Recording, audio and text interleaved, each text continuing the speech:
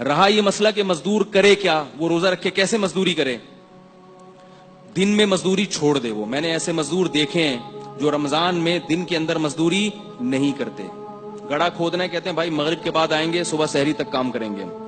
تو یہ ہو سکتا ہے، یہ کوئی جنگل تو نہیں ہے کہ جس میں دن میں کام کرنا ضروری ہو، رات میں بھی دن کا سما ہوتا ہے شہروں میں. اور اگر آپ کی ترتیب ایسی ہے، کسی فیکٹری میں جاب کر رہے ہیں کہ واقعی دن ہی میں رکھنا، آپ دن ہی میں جاب کرنا، دن ہی میں مزدوری ضروری ہے، تو بھی آپ کو رکھنا پڑے گا، چاہے آپ کو جاب سے نکال دیا جائے. میں نے بتایا نا، شریعت کے حکام میں جتنی آسانی اللہ نے دے دی اتنی ہے، اپنی طرف سے اس میں آسانی کی مزید اجازت نہیں ہے. جاب چھوڑنا پڑے آپ کو، چھوڑنی پڑے گی.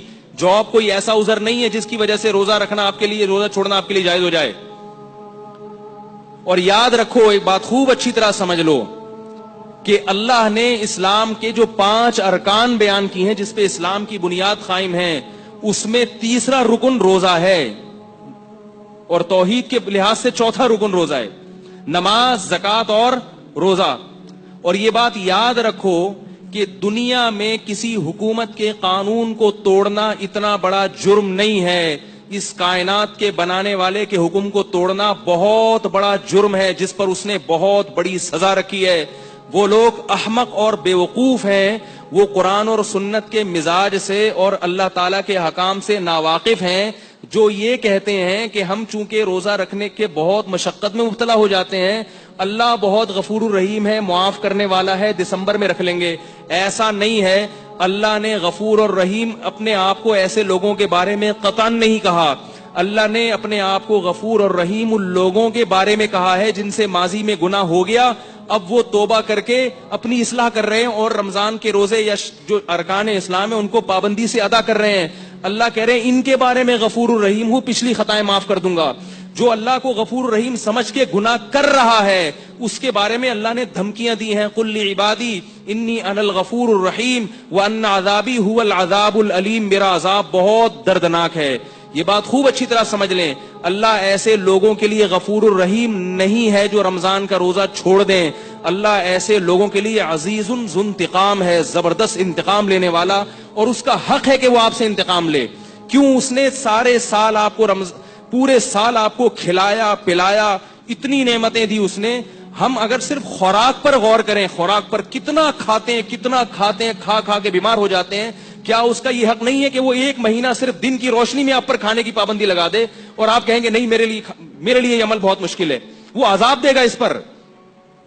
اس میں یہ دماغ سے نکال دیں کہ اللہ کی رحمت کی امیدیں لگا کے بیٹھ جائیں کہ میں مزدور ہوں، میں یوں ہوں، میرے سے ہوتا نہیں، میرے تو یہ کرنا ہے، میرے تو ڈرائیور ہوں، میں تو. پچھلے سال دبئی میں ایک صاحب آئے، انہوں نے کہا میں ریگستان میں کام کرتا ہوں، دبئی کی گرمی اور ریگستان، اور کہہ رہے ہیں 10 بجے حالت خراب ہو جاتی ہے، کیا میں روزہ چھوڑ سکتا ہوں؟ میں نے کہا روزہ بولو بھائی، نہیں چھوڑ سکتے، نہیں چھوڑ سکتے. کہہ رہے جاب جائے گی. میں نے کہا جائے جاب.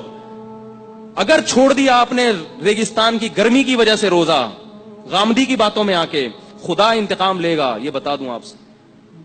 ایسا نہیں ہے، دنیا میں کوئی حکومت ایسی نہیں ہے جو قانون بنائے اور پھر کہے جس سے دل چاہے عمل کرے، جس کا دل چاہے عمل نہ کرے. آرمی میں دیکھا آپ نے کہ صبح آپ اپنے آفس پہنچے اور شلوار قمیض میں پہنچ جائیں آپ بولے ایکچولی میری پینٹ کیونکہ دھلی ہوئی نہیں تھی، میری شرٹ کیونکہ دھلی ہوئی نہیں تھی، آرمی والے نکال دیں گے باہر آپ کو، بولیں گے آپ کو پریڈ میں کھڑے ہونے کی اجازت نہیں ہے. آپ کہیں اصل میں یوں تھا، وہ کہ جاؤ دفعہ ہو یہاں سے، بھاگو یہاں سے، اجازت نہیں ہے آپ کو گھسنے کی. اس لیے کہ آرمی کا ایک ڈسپلن ہے. ہاں جس میں ڈسپلن نہیں ہوتا، کوئی وہ خود ہی اس کو اپنے حکام کی اہمیت نہیں ہوتی، وہ کہتا ہے یوں کر لو تو یوں کر لو، جیسے مرضی کرو. یاد رکھو آرمی کی اتنی طاقت نہیں ہے، آرمی کا اتنا ڈسپلن نہیں ہے جتنا اس کائنات کو چلانے والے کا ہے. اس نے جب ایک قانون بنا دیا تو وہ پتھر پہ لکیر بن گیا ہے. اب آپ کو روزہ رکھنا پڑے گا. اگر آپ نہیں رکھتے اللہ کو غفور الرحیم سمجھ کے تو اللہ کے عذاب کے لیے تیار رہو. پھر عذاب کے اللہ نے قوم عاد اور قوم سمود کو تباہ و برباد کیا، اللہ نے قوم لوط کو تباہ و برباد کیا، اللہ تعالیٰ نے فرعون کو تباہ و برباد کیا. اور ان سب میں قدر مشترک چیز کیا تھی؟ نبی کے حکم کی نافرمانی، اللہ کے حکم کی نافرمانی. تو آپ کو روزہ چھوڑنے کی قطعاً اجازت بولو بھائی نہیں ہے. اللہ کے غضب کو دعوت مت دو. اور یاد رکھو دنیا میں جو اللہ کا عذاب آتا ہے نا روزہ خور پر، سب سے پہلا عذاب اللہ اس کی طبیعت سے سکون چھین لیتے ہیں، رزق کی برکت اور رزق کی لذت چھین لیتے ہیں. روزہ خوروں کے چہروں پر نحوست سے پتہ چلتا ہے کہ یہ سکون میں نہیں ہے. کیا ہو جائے گا 2 وقت کھا کے, کیا مل جائے گا آپ کو بھائی, صبر کر لو تھوڑا سا. جب ڈاکٹر شوگر کے مریض سے مٹھائی چھڑواتا ہے, ساری زندگی کے لیے مریض چھوڑ دیتا ہے کہ نہیں چھوڑ دیتا؟ اللہ آپ سے کچھ بھی نہیں چھڑوا رہا, صرف صبح صادق سے لے کے غروب آفتاب تک پابندی کا حکم دے رہا ہے. تو اپنے حال پہ ترس کھائیں, اپنے حال پہ رحم کریں. اللہ کو اس معاملے میں غفور اور رحیم نہ سمجھیں, یہ بہت بڑا دھوکہ ہے جو شیطان نے دل میں ڈال دیا ہے. قرآن میں اللہ کا آرڈر ہے, کتب علیکم الصیام, اے ایمان والو تم پر رمضان کے روزے فرض ہیں. فرض کا لفظ اللہ نے استعمال کیا ہے, فرض کا لفظ. اور یہ بھی فرمایا ان الذین یکسبون الاثم, جو اللہ کے حکم کو پورا نہیں کر رہے, سیجزون بما کانوا یقترفون, عن قریب سزا ملنے والی ہے. یہ نہیں کہا کہ جو اللہ کے حکم کو پورا نہیں کر رہے کوئی بات نہیں, اللہ غفور رحیم ہے, چاہوں گا معاف کر دوں گا, چاہوں گا سزا دوں گا, جیسے مرضی کرو. اللہ نے دھمکی کا لفظ استعمال کیا ہے, سیجزون, دیر نہیں ہے, دیر نہیں ہے, عن قریب سزا ملنے والی ہے. اور افسوس اس پر ہے کہ آج روزہ کھایا بھی جا رہا ہے اور کھلے عام کھایا جا رہا ہے, اور یہ بیوقوف سمجھتا ہے کہ مجھ پر چونکہ اللہ کا عذاب نہیں آ رہا, مجھ پر چونکہ اللہ کا عذاب نہیں آ رہا لہذا اگلے سال بھی کھاؤں گا. تو میرے بھائی, لوط علیہ السلام کی قوم پر بھی اللہ کا عذاب اس وقت نہیں آیا جب لوط علیہ السلام اس قوم کو سمجھا رہے تھے. قوم عاد پر بھی اس وقت اللہ کا عذاب نہیں آیا جب قوم عاد کو ان کے نبی سمجھا رہے تھے. سنستدرجهم من حيث لا يعلمون, اللہ فرماتے ہیں ہم ان نافرمانوں کو ایسے ڈھیل دیں گے کہ ان کو پتہ بھی نہیں چلے گا.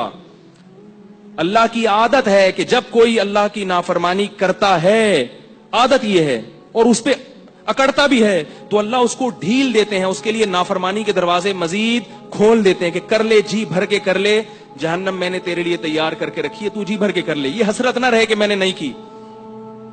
تو دنیا میں بھی اللہ کا عذاب آتا ہے, تبھی آپ دیکھیں سکون ختم ہو گیا زندگیوں سے, کھا کھا کے مسٹنڈے بن گئے ہیں, بریک ہی نہیں ہے, منہ کو لگام ہی نہیں ہے.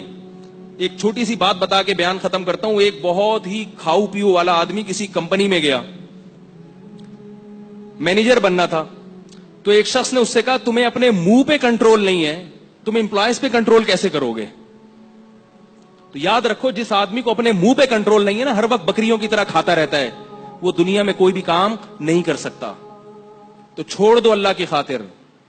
لوگ یہ کہتے ہیں ہم سے پڑھائی نہیں ہو رہی, بوریت ہو رہی, سوتے ہوئے گزار دو, کوئی مسئلہ نہیں ہے, کھانے کی اجازت نہیں ہے. ہاں رمضان کو کوشش کریں کارآمد بنائیں, نہیں سوئیں, لیکن اگر کچھ بھی نہیں ہو رہا تو بھائی یہ جو بھوکے پیاسے رہ گئے نا آپ صبح صادق سے لے کے غروب آفتاب تک, تو سمجھ لو بہت کچھ ہو رہا ہے آپ سے. یہ غلط ہے کہ یہ وسوسہ ہے کہ روزہ رکھنے والا, روزہ چھوڑنے والا تو صبح سے لے کے مغرب تک اتنی ایکٹیویٹیز کر لیتا ہے, اتنے کام کر لیتا ہے, اور میں تو پڑا رہتا ہوں, کچھ بھی نہیں ہوتا. اس نے کچھ نہیں کیا, آپ نے بہت کچھ کر لیا. جب دل چاہ رہا ہو کھانے پینے کا, اس وقت کھانا پینا چھوڑ دینا یہ بہت بڑا کام ہے, کیونکہ ہم یہ کس کے لیے چھوڑ رہے ہیں؟ اللہ کے لیے چھوڑ رہے ہیں. تو اس پر اللہ کی طرف سے خوشخبریاں بھی ہیں, اور رمضان کا روزہ چھوڑنے پر اللہ کی طرف سے عذاب بھی ہے. اس میں اللہ کو غفور الرحیم سمجھنے کی چندہ ضرورت نہیں ہے. عذاب ہے, اس پر وعیدیں ہیں, رحمتیں نہیں ہیں. اللہ تعالیٰ مجھے بھی اس حکم کی پابندی کی توفیق عطا فرمائے.